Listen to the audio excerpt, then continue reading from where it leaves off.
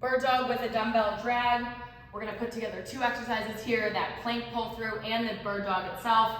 This time when you go through that bird dog, so again, shoulders on top of wrists, hips on top of knees, we're in that nice tabletop position. As my leg extends, I'm gonna reach through with my right arm and I'm gonna pull that dumbbell across as my opposite leg extends and then rest down to my starting position. Again, now my opposite leg will extend, my opposite arm will reach through, drag that dumbbell across.